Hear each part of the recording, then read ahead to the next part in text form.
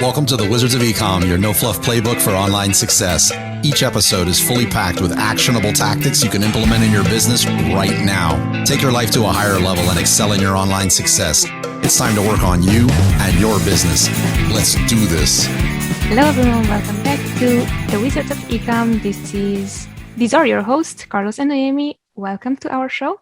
Today's topic is going to be about sourcing in the US, simply because both Carlos and I are going to embark on this journey. Carlos is a bit more experienced on this topic than I am, since he is already manufacturing a few of his products here. However, we don't know as much as we would like to about this topic. So this is why we are just going to give you a few things that we know already about this topic, and also a few predictions or a few things that I think it's going to be helpful for you. First off, considering US, it's going to be a huge thing. Until now, I'm not sure about Carlos, how he started his journey, but when I started first, it was everything out of China, and that was within all the courses. And this, like, sourcing from the US is going to be something new for me. And there you go. So welcome to the show, Carlos. I am happy to be here. I imagine when we started doing this that we would have more episodes under our belt, that it was just you and I riffing on something. So this is good that we're getting this in before the end of the year. Yeah, definitely. And I like that you were riffing on. Actually, today's episode, it's kind of going to be about that, because a lot of the information that we have, it's something that we heard or something that we think that it might be different. So yet again, it's going to be, I think, something for you, our listener, to consider. As I was saying, the next step from China. So first question there would be, like, what are the pros and cons of sourcing a product in the US? You gave a brilliant presentation this Saturday, and you also touched a bit on this topic. I would say, what do you see are the pros and cons if you're coming from manufacturing only in US to starting manufacturing here in the US as well? Yeah. Like you said in the beginning, there's a lot that I'm still figuring out too. So if somebody's listening to this and they're very experienced, like a veteran at just sourcing in the US, we're probably going to sound like newbies on this, because we sort of are. But one of the biggest pros of sourcing from China is that it's very done for you. It fits into the whole, like, how Amazon has trained everyone, like one button and everything just magically happens on the back end for you, and it's delivered to you.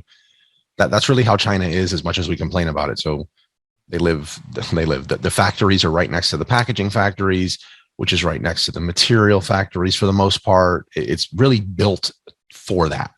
And it didn't used to, even though they were geographically close to each other in China, it still was not easy. In addition to that, they've had, I'm going to say, 50 years to perfect the craft. So they're 50 years ahead, it seems. 50 years sounds like a good number, ahead of everyone else in doing this. So the biggest pro in going to China is that prices are it's still beneficial to go to China. I'm trying to stay away from things that changed because of the pandemic, because I feel that we're not always going to be in a pandemic. So some things are going to go back. And I think it's not a good decision to make panic moves, something as large as moving to another country, when in reality, the advice would be just, bid your time. Things are going to learn from this, and things are going to go back to normal. So this is something, though, that pricing in China is good, but the difference in pricing between China and other countries pre-pandemic was still, obviously it depends on the product, but for a lot of the products, they were not that different. Where a lot of people felt like, I'm going to compare China to the US only because most of us are talking about selling on .com in the United States, but sourcing can happen anywhere, obviously. When most people compared China to sourcing in the United States, the difference really wasn't in cost per unit for most of the times. Like the big discrepancy was, or that made it prohibitive. It was that the US maybe had 40,000 MOQ versus China's 2,000 MOQ, which is, I'd rather go with the 2,000 any day. So I feel like pricing was sort of close, and now just lately, or over the last few years, and especially over this last year, being able to talk to factories in the United States and understand where they're coming from, that pricing is not, it's not a given that the pricing is better in China. So the pros pricing is still a little one in China, and there's also ease of ordering, ease of working with them in China. Cons of working in China with your products is the country itself. I have a lot of friends over there, but the country itself is just going the wrong way fast. From the government to I mean, just everything. We could have like 6 episodes on it. I think Steve really touched on it really well. So I won't. You just referenced that episode. I think it was 2 weeks ago. Mm-hmm. It was like 2 weeks ago or so that Steve just talked really good about it. Plus, he presented down here in Miami. It was really amazing. It's just really going the wrong way. And like he said, it's never going to go away as an option. Just like our group is still going to have China sourcing trips. You know, it's not a bad option, but there is lead times that are even pre-pandemic. I would order a product, and by the time I got it, it was 110, 120 days before it was actually selling, you know, considering, you know, for me, 45 to 60 days manufacturing, you know, a week or two between getting raw materials and confirming payments. Another week, like connecting to a boat, and then 30 days on the water, and then like a week or two to, you know, clear customs, and I get it. And then, you know, just plug in whatever value you want for shipping to FBA. So that's a long time, like,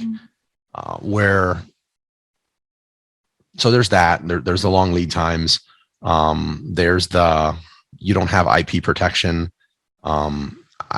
There's plenty of opportunities to make relationships with Chinese factories. I'm like Mr. Relationship. Like I'm always talking about that, like build relationship.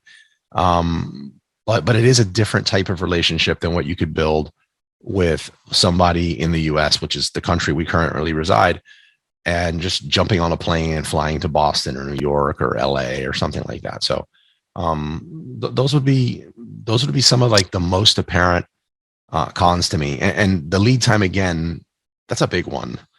Shipping cost is a big one. And these were big ones pre-pandemic. Now it's like worst case scenarios playing out before us now with logistics and stuff. And again, I don't want to use that as this is the new norm. It's not. It's going to get better.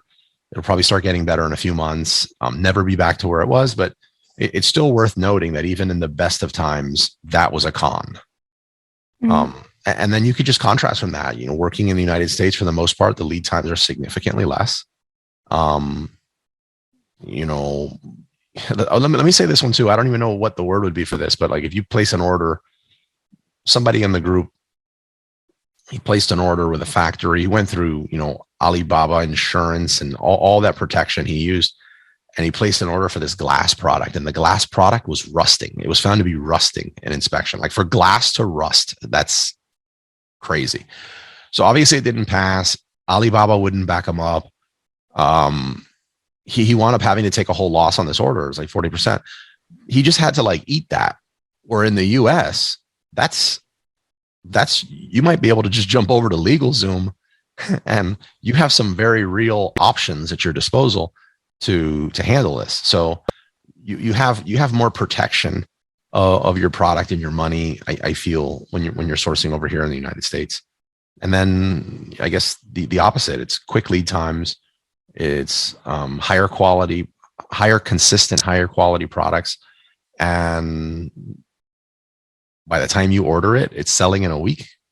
Mm-hmm. So very easy to test things. That's my long drawn out answer to that. But I think I could just never stop. It was only 6 minutes, Carlos, so it's fine. Yeah, that's it. No, for real. Like, I love that you said that. I think that most of the time, first off, just to add a bit there, it's very comfortable. China made it very, very comfortable for us. And that's something that, as before recording this, that's something that I was also like, from my perspective, there was nothing else but China.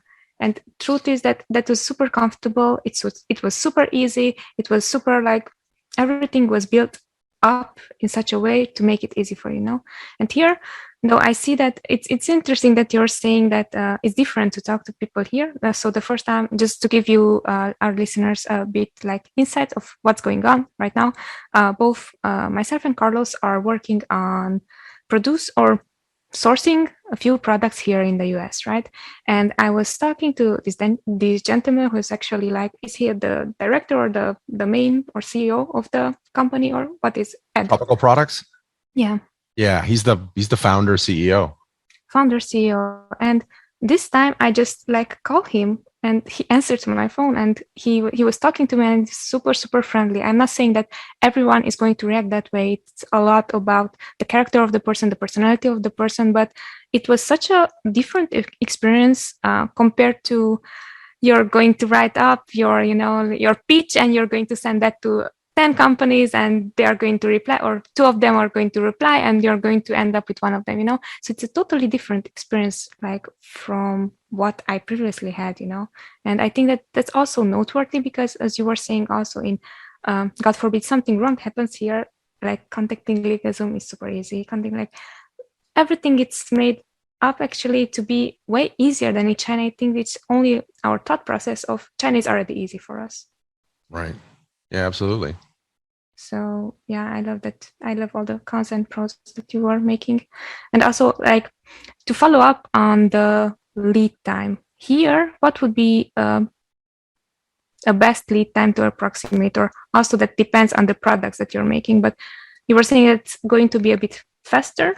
So how should someone look at the product who is trying to launch as fast as possible their product, because that's how the course are teaching you to launch as fast as possible and fail as fast as possible. So how could they approximate it, or all everything that it's like usually taught, the process within the process? How could someone approximate if I'm finding a product now today?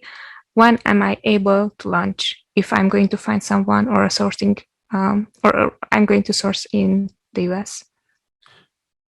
Well, like you said, it depends. Like, I don't know the lead times for all products in the US versus China, but for example, some of the products we've looked at so far just in the liquid space, and the equivalent with the bottles and everything, the equivalent in China was like 30 to 45 days. Let's just say 30 days. Here it was like 10 days to 2 weeks to do it. And obviously that means you already have your labels done or your artwork. You already know the bottles you want, like in that scenario. But if you were dealing with something that was a lot more complicated, say, and required 2 separate manufacturers to work on this and then somebody else to assemble it, it still seems like the lead time is less. Even if they were equal, though, you're not dealing with 30 days, right? Yeah. For most people, it's more, but you're not dealing with 30 days of lead time. You're not dealing with import bonds. You're not dealing with any of that stuff. It's ready to ship from in the US. I mean, depending on where your factory's at and where a lot of them are located, you might be very close to your FBA center. You could have it sent straight to your prep, to your 3PL. I think most private label sellers that I've met, not my approach to doing this, the whole, like what you referenced, how can I launch as fast as possible? I think I'd be the opposite end of that. But like most private label sellers are product agnostic. It's just, whatever Helium Ted said was, they have this criteria that everyone's taught, and whatever, if Helium 10 shows, bam, this one checks the boxes, and the bells and whistles go off, you just launch it. So I would just challenge anyone that, I almost want to like beg people to do this, but like I would challenge anyone that is that product agnostic.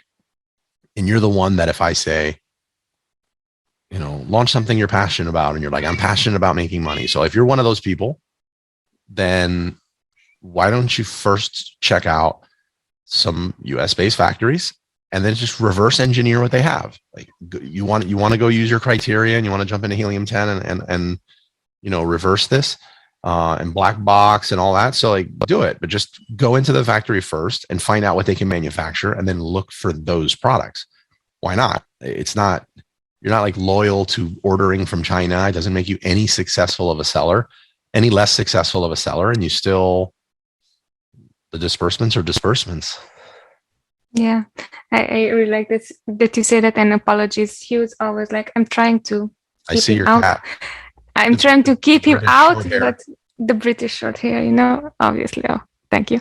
So, yeah, just to like sum up with what you were saying, the reason why I asked that so specifically is because as to this point, I think you are kind of the only seller who's going to approach this like really like see in the future and then take the product and then fit into it, rather than trying to make it work and look at all these like software and make a prediction based on that.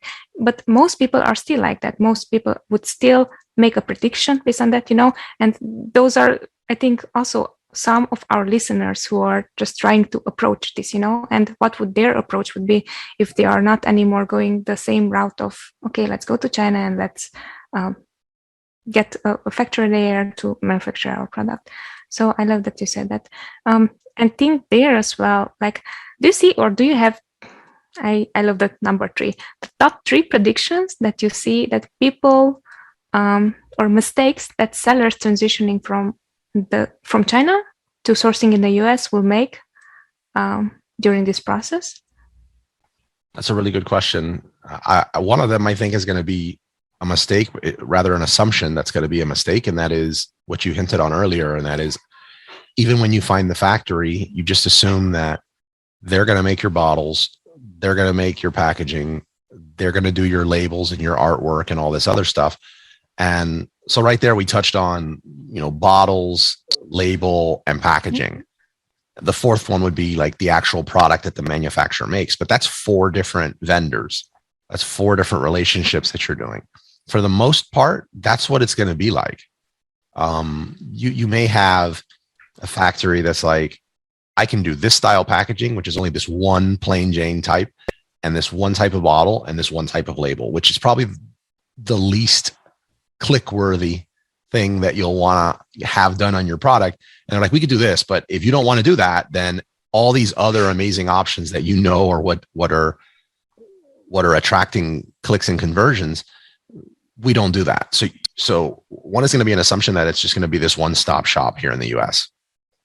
I predict that, 10 years from now, just going way out there, I think 10 years from now, factories will take that approach. I think it just makes sense to do that. It's extra money for that factory. They just don't yet understand. There's like this huge chasm between I'm going to call it the higher level brand seller. And by that, I don't mean gross numbers. I mean, someone that's really serious about this, not the summer hobbyist with PL, right? Yep. And the factories, there's a knowledge gap there. And I think that's going to get solved in a good way within 10 years. So one of them is that assumption. Another prediction I think people are going to get wrong. Well, that's a good question. I mean, it's presumed, like, from your experience, or what do you think? Okay, let me ask inspection. Something that we didn't do beforehand we did beforehand, it was inspections. Here also, is it the same easy to find inspection companies as it would be from China? Or how would your like checkbox look like versus, or when you're looking in China versus looking here? Is the same way, or is it anything different there? I would definitely still inspect everything in the United States, 100%. One of the differences, depending on the complexity of your product, I feel like sometimes no one knows your product like you do. And in that case, I just keep using Boston, LA, New York, Ohio, like using these as examples. I think that's a $150 flight. So if it was something that didn't need to be chemically tested or anything, I would inspect it. Like I would go inspect it. And not for the money savings, because it'd be myself or somebody on my team that knows what to look for on this. I'm the one that's seeing the negative reviews that come in and the criticisms and the feedback. Like, I'll just go do it. I don't suggest somebody fly to China and do it. It's just doesn't make sense. So I most people don't get inspections in China. So yeah, they're definitely going to make a mistake and not get it inspected in the US. I think that would be a huge mistake. That's all I can really think of. Like there's a lot. The further something is away, I think, and the cultural differences, the language barriers, like all that stuff, I think invites more mistakes. I found working with US factories that if anything, there's a lot of paperwork in the beginning that really makes both of you be on the same page at the end of it before any monies are exchanged. And I think that's a good thing. It's frustrating in the beginning because you're like, I don't want to deal with this. It's so much easier to deal with China. I didn't have to answer all these questions. But at the same time, it gets you on the same page and saves mistakes down the road. Mm-hmm. Got it. Inventory projection. You were talking on Saturday about having 3-4 months inventory to make sure that you will still stay in stock here. If both of us were going to launch our products, right, and we never sold before, what would the inventory projection look like in this scenario? It's going to depend on the lead time of the product, which is an obvious one, but right, like for example, right now, and this is one of the reasons I'm not selling anything right now, but I'd be open to exit some businesses in early next year, is I have inventory through May. Mm-hmm. Everybody else is running out, but that was a nasty hit on cash flow. Like I've been sitting on inventory that I have till May since like September, October. I don't know how many times more that is than the maximum I've ever held. So it's going to pay off. It's paying off like as we record this, but it's going to depend on the lead time. It's going to depend on, the check-in times to FBA. That's still really unpredictable. I think the only safe answer I could give here is I think we are no longer nor will we return to a point in logistics that staying razor thin and playing chicken with running out of stock is good advice. It makes sense on paper for your books. You want to turn inventory as fast as possible and you don't want to tie it up with stuff that's sitting on the shelves, but the cost of going out of stock is real. People's patience for going online to look for something and it not being available. They may never buy your brand again. They will just move on. It's super quick. And that's a really high cost. So I think whatever somebody's normal practice for holding inventory, no matter how lean it was, I think they're probably looking at least 50% more that they're going to be carrying in inventory. So, yeah, makes sense. Final answer. Bad answer. Obviously. No, for real, like it's interesting that you put it that way because like I also recorded today an episode and actually that's going to be out when this one is going to air. But there also like I made like this prediction of inventory because I also, when I started to know how to go about it. So the best way how I could approximate, something, it was like have my 10 competitors or 10 products that are very similar to mine and then make an average out of it and see how much they are selling, per month, and then have twice at least that much, or 3 times, depending yet again, as you are saying, on your lead time. But yet again, there as well, it's funny that we're seeing this because we kind of like understand products, but someone who's new and it's coming into like this FBA game, they might pick a bad product, so they might buy more inventory that they should need, and yet again, it's like tricky. So I think here, our advice, like both Carlos and my advice, would be just like, okay, you're projecting your inventory. Make sure that you know what you're doing because when we started private label first, we started with $5,000 to lose, or to make money out of it, and we turned out to at least 4 times more investing in it. So I think the next question here would be like, what are some like realistic expectations to invest in your inventory here when you're starting, because you are also saying that in China you might start with 500 pieces or 500 units. Here you might also need to order more. So my question there is like, what do you think on that side should someone expect them? So this could go a lot of different ways. So to try to keep this as like narrow of an answer, as focused of an answer as possible. So I'm going to assume that the person has made a conscious decision that they're going to source from the United States. Mm-hmm. So if that's the case, then that person has already accepted that there's going to be certain products that just don't make sense to source in the United States right now. Let's not even just say the United States. Let's say the United States, and this is like, I'm thinking, look in the United States first, and then go out, say Mexico, Canada, Colombia, right? Yeah. So if someone's made that conscious decision that they're going to do that, there's someone that's product agnostic. They have this formula that they use for searching for products. If they're doing that, then they know that there's certain products that they just can't, that are just not going to make sense here.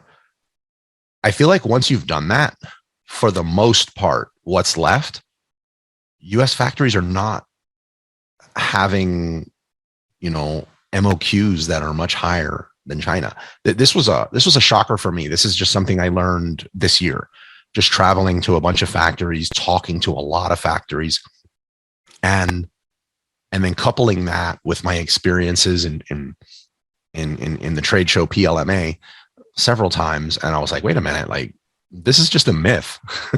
This is some myth that somebody made up, that all US factories have like 10,000 piece MOQs or 50,000 piece MOQs. It's just not true. So if you're an Amazon PL seller, you're product agnostic, you understand that there's certain products, just because of liability and insurance and labor unions and stuff, that doesn't make sense to make over here, probably like blown glass or something, Mm-hmm. that the products that are left, which is just bazillion, those products more than likely have MOQs that you're used to, and prices that are either the same, maybe a little less, maybe a little more. And when you factor in shipping and lost opportunity costs with lead time, then it's less of a risk here. Like, I think people will see it as a plus, like as a better experience. Does that answer the question? It does, definitely. It does. Yeah, definitely. Now, so a follow up there, like pricing difference, because we touched a bit on it, on the pros and cons, but when it comes to pricing, what do you see, or what's something that's going to be different? 20, 30%? Is that realistic? Is it not? Is like someone? I've not just full transparency. I've been doing this very aggressively only for about 1 year, Mm-hmm. but I'm bringing to the table the fact that I've been dealing with Chinese factories for almost 15 years. Mm-hmm. And I do have some experience with manufacturing in the US. I have not found one factory in the US that, when I sat down and had sat down on the phone or in front of them and had a conversation with them, that the product they were selling was being quoted at a price that was higher than what I get quoted in China. Now, Mm-hmm. am I missing some hidden fees down the road? Like, did this product, not include the cap and I needed to sort this out separately? Like, sure, there's possibilities that something like that could have come up, but still the prices were the same or a little cheaper buying from the US, minus longer lead times, minus 30 days on the water, or on, paying an arm, leg, and a kidney for air freight, like all that. So seemed like a win-win, but you know what, if you do, like, say the first factory you go into and you're like, Carlos told me this is going to be cheaper, and you go in there and it's twice as much as China, go on to the next product. Like, don't just write it so off. So many people are going to come in now, like, with all like our feedback here, like, it's not like you said, yeah, okay. Right. Say thank you for what you were hearing, move on. Right. Yeah, love it. Yeah, it's interesting that the reason why I was asking pricing, because, like, in true honesty, when I first started, it was like, yes, US sounds great, but it's like everything is going to be more expensive. This is everyone's feedback, everything is going to be like more expensive. Also, like, at some point when we were thinking of outsourcing our current manufacturing or adding up to our current manufacturing, but here in Mexico and Colombia, at some point it was like, yeah, it's going to be 20-30% higher, And it was like, why? Or like, what, based on what, But as you were saying as well, hey, first, you don't know what you don't know, just ask, It might be only assumptions, everything what you know. And if you're not asking and making sure that, hey, that's true, or also considering maybe, as you were giving the example, the cap, there's no cap included there as well. Yet again, the cap, how much or how expensive would that be, So I think somebody would have to be a person that approaches, this is very, I'm like losing words and I keep stopping, but like, this is very like, you're pioneering this. You're early adopting here when you're doing this. If you don't have a healthy appetite for learning, and if you don't have like a network of people that you can go to, or in our case, like a massive meetup group, or like, if you don't have that, then maybe it's not a good idea for you to do it. Like you need to go there. And then Ramon, I think you were near Ramon and I, when we were talking about sourcing in the US at Bonefish Saturday, right? And he mentioned like like a board game. Like, what about a board game? Like, I'm not going to go to somebody and just get a board game for a factory that just makes the board game. And then I use Monopoly as an example. Like you're right. You're probably going to find a factory that makes the board, but not the cash, not the cards, not the little toy figurines and the thimble, not the little apartments in the houses. Like all those might be different factories. But the same way we look at something, or hopefully someone listening to this looks at things this way, that when Amazon gates a category, or they put a barrier, a hurdle in place that makes it harder to sell in that category. Some people look at it like, Amazon hates me. They don't want sellers to win. Like they just don't want it to work. I get excited. And I think you're the same way. Like we get excited and you're like, okay, well, 80% of these lazy people, they're not going to do anything about this. They're just going to like move into something else. This just got less competitive. Like this is an amazing opportunity. So not knocking Ramon, even though I try to every chance I get, but like when you're looking at the board game scenario, I'm like, how many private label sellers do you think would look at a board game and just use Monopoly and then realize they have to deal with 6 factories and get excited and continue? What? 99% won't. So that just means you've just tapped into a category you're now going to be able to manufacture in the US. All you got to be willing to do is put in the work, be willing to learn, have a healthy appetite for learning. And when you do come across something that doesn't, that you don't know the answer to, tap into your network. Like it truly can be that simple. I know, that's why I did. Yeah, definitely. Yeah, I love it. And as you were saying, I think you're the first one who just called everyone lazy on the show. I love it, Carlos. No, but really, like it's really like that, and not really that it's lazy, but it's like people. I think it's really a preconception of you're taking decision based on what you know or what you hear someone else saying, and just because of that, you are not willing to move forward or move on or learn more. I love that also you were saying a healthy appetite. Really, that's what it takes. And now I'm kind of like how to say that the nicest way. So last year when we had this leadership meeting, and you were saying our product, why are you not manufacturing here? And I was like, right. Yeah, Carlos, right. Why would I, And now I realize, shoot, why didn't I, I would have so much like a competitive advantage there, But sometimes I think it's like, even if you have like good people around you, even if you're listening to the right message, if it's not at the right time, or if you're not learning from it, I think sometimes it can be hard to implement that.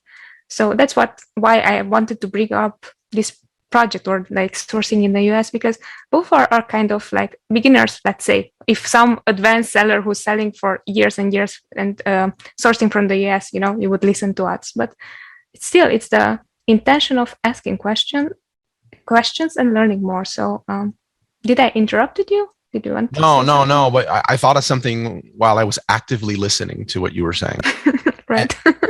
And it was an example, and this is how I feel about it, is like when I spend money on Amazon PPC, to me the sales are icing. Like that's the extra. Like what I'm paying for is the data.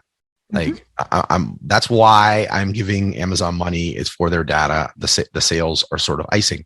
So in this case, when you're sourcing products and you're going to go source from factories, the data is that healthy appetite for learning. It's what you learn in the process that's going to make you stronger. Connecting the dots in the factory, being able to produce the amazing product, that's just the icing. That's the sales in that PPC example. So I'm excited. I'm super excited for one. I do not think I would have been moving as fast in this direction had it not been for COVID. It really accelerated that, little mustard seed of like curiosity that I already had. And I'm happy for it. I really am happy for it. I still have all my friends in China. I will still look at China. Like if everything else doesn't work out, that I'm looking for a specific product and they can do it better, I'm going to do it, but I'm not going to let myself be lazy on this. I really hope we never have a pandemic again in this lifetime, but I refuse. I just 100% refuse to be sitting in another pandemic or another whatever and thinking, oh my God, I learned this lesson already. Yep. And I didn't do anything. Like, I can't forgive that. You made a very, very, very good point. You were saying like, I learned this lesson and I didn't learn anything. I think that's also for like my perspective. If like the pandemic, like it might sound really bad what I'm saying now, but it was the best way to open someone's eyes of the things that can be done and cannot be done, And if there are things that can be done and you can improve on, it would be really a sin to not do it like better next time, So yeah, doom and gloom, there you go. Carlos, are there any other questions that we should like have talked about during this topic? Because I feel like I kind of like we went through all the things here. I'm looking through our questions. I would go ahead. Go on. I think the only thing that didn't ask like type of products that could be sourced in the US. I think, again, I don't want to come across as the expert on this. I'm leveraging almost 15 years of China and a year here. So look at labor. So that's one of the easiest ways to do it. If your product is very labor intensive, more than likely the US is not going to be the answer. Now, that could very, very well mean Mexico or Colombia. It could very well mean somewhere else. When I hear Vietnam, yes, I'm aware of Vietnam. It's amazing. I'm working with Vietnam. I consider Vietnam at this point like China number 2, right? So I just bunch all of that together when I'm thinking of sourcing and stuff. So, yeah. All right. And any questions that I should have asked and I haven't? I think like a starting spot, like somebody listening to this may want to know like where they can sort of start. And they might think like, just basing this off of some of like the little messages I've been getting from when we have a meetup group or like Saturday, like the one you just referenced on Saturday, I got a ton of messages on that one. Right. And everyone's like, I agree. I drank the Kool-Aid. I want to do this. So like, where do I do next? And I'm going to do this. I'm going to be doing this actively throughout this year. And that is, I'm going to go to less conferences and more trade shows. So for example, there's one coming up in Tampa. There's and it has to do with plants, but most people in the Amazon space will not go to something that has to do with plants, but it's plants and all the plant accessories and the factories that deal with plants and everything that goes with plants, which is a lot more than just plants. There's going to be a factory there's going to be a 3-day trade show in Tampa coming up. I forget the name of it, but maybe I can get the link and you can put it in the show notes, but I'm going to go to that. I don't plan on launching a plant brand, but I want to build those relationships with the factories that are there and understand like what other factories they have, who do they work closely with, and really mine those resources. And throughout this year, I love networking with Amazon seller events, but I'm going to make a conscious decision to go to less of them this year, and go more to trade shows and build those factory relationships. Everyone is able to do that. You can go on Google, you can look at a trade show, factory trade show. I think there's what's the one, something West, Expo West. Yeah, Expo West. Mm-hmm. There's Expo West. We're going to go to PLMA at the end of January. There's a lot. There's this one in Tampa. There's several every month. So a starting point, I would say, is to go to one of them especially if you're product agnostic. Like you can't lose. You want to find a factory for a product, go in there. I think it's impossible to go into something like that, even this plant one, see the factories that are there, and then jump into Black Box or however you want to do this and find products that fit your criteria, but that you just met the factory that can make them here in the US. That's the best starting point, I think. I love that you said that. And now you just opened up my mind, because you were saying, okay, they are plant-based and blah, blah. And it's like, okay, you might not be interested in that specific product to source, but maybe they know, I don't know, someone else who does something that actually you want to do or want to outsource. It's like, this is also relationship building, as you were saying. Don't think necessarily that you're going with the purpose of sourcing that specific product, but yet again, as you were saying, so many products that can be there, and it's relationship based. I love it.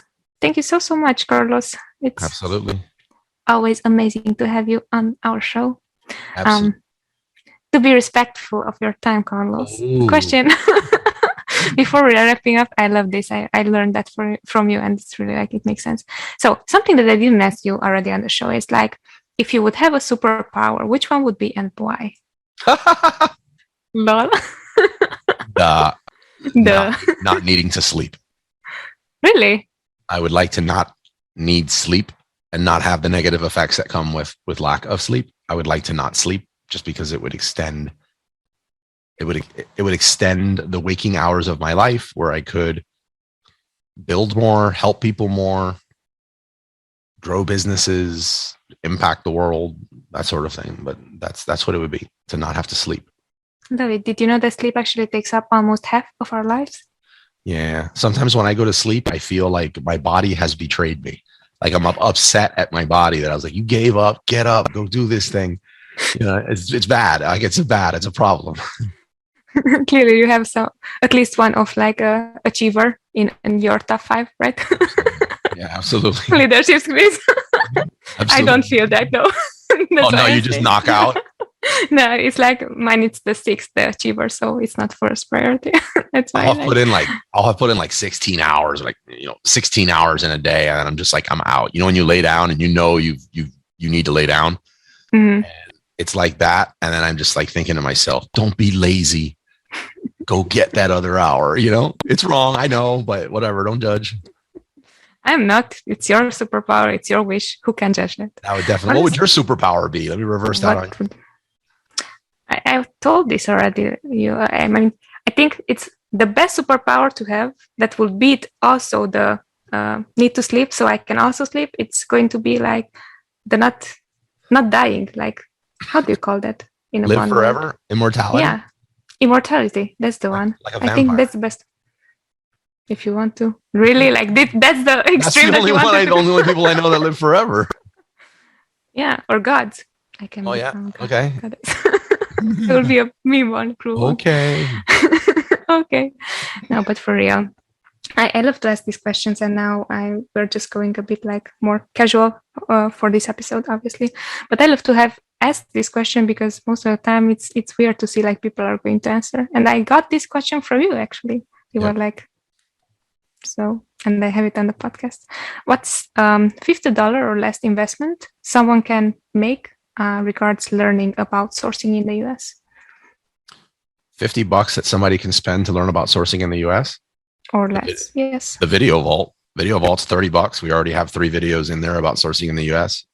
And there's more to come. And if you message me and say you heard it on this podcast, I probably will give you like a week to a month free access, to check it out. But go to meetupeventrecordings.com. But that would be less than $50. You said I had to buy it on Amazon. Is that what you said? Or just period? Just period. Okay. Anything. Yeah. Then that. I mean, not many people are talking about it. We already have 3 pretty solid videos of the Video Vault that have to do with that. Mm-hmm. Definitely. And as usual, I'm asking the last question. What are your top favorite books and why? Here I would ask you, what's the most important topic that interests you, and why are you learning about it? Like recently. Right now, the topic that's like really, really interesting me has to do with teaching. Teaching and health, but like one of them specifically in teaching is I'm even struggling. I don't know if it's curriculum or syllabus or something like that. I think tomorrow we announce that monthly workshops happening with Wizards of Ecom, but that was a really hard one. And even in January, we're blessed to have like Mina presenting that workshop. He comes from a teaching background, which I didn't know. So he had this amazing like breakdown, like from such and such time to such and such time, you're going to learn this, and a really good balance between theory and hands-on doing this. What do you need to bring beforehand, and what do you need to get afterwards? So I'm trying to read or consume everything I can on that subject, because I think there's Redo Java is actually like a huge wealth of information on that. But I'm trying to like really read up on that, because I don't want to put too much into the workshops and then it's overwhelming for people. I want it to be like perfect. Plus I want to be able to more easily identify what are things that are not so obvious that could and should be workshops. So that's one of the topics. And on the health side, it's just sort of a mission of mine this year, not six pack. I don't think that's in the cards for me, but more just like increasing my ability to focus and quality of life by just getting my health in order, specifically with eating. No fancy diet, just like understanding how food impacts my my bandwidth and ability to do stuff. That's great. That's also one of mine, health. I think I also like a lot of the good things that I used to do beforehand. So yeah, definitely. Carlos, how should we like finish this episode in a casual way? What do you think? A casual way? We just go peace. I don't know. Bring up the cat. When does this episode come out? This is going to come out. Let's see. So today is. Watch, it's going to be Christmas Day, and we got to say Merry Christmas. Oh, and that's a good point. Let's see. Maybe we do have to say Merry Christmas. So, okay, for anybody that like stopped listening right around the time that we talked about books or something, they have no idea. It was like 2 more minutes. Okay, so this actually is going to come before Christmas, so on the 22nd. Okay, so yeah, so 22nd. So yes, so Merry Christmas, Happy Holidays to everyone. I think that's a super informal way to wrap it up. All right, that sounds good. Merry Christmas from us. Be good, be kind. Don't forget that you're not alone. Yeah, and don't forget that you're not alone on this planet. Everything what you do, bad or good, is going to come back. Careful, it's going to hit you. That sounded stressful. That didn't sound casual. All right, let's be casual. Merry Christmas to everyone. And happy holidays. And see you next Wednesday. Till then, be good. Take care. Bye-bye. It was fun sharing this episode with you. If you found value in what you've heard, please show your love with a subscribe, rate, and review of the show. Until next time.